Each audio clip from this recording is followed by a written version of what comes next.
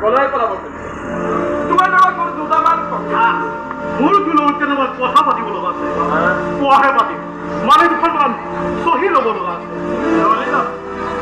মোৰ বাগ বাগিচাত হোটেল বনাব নহয় আৰে আঙুলি ছিগি যাব তথাপি মাটি টুকুৰা তুমি জোৰ কৰি দখল কৰিলে নহ'ব নহয়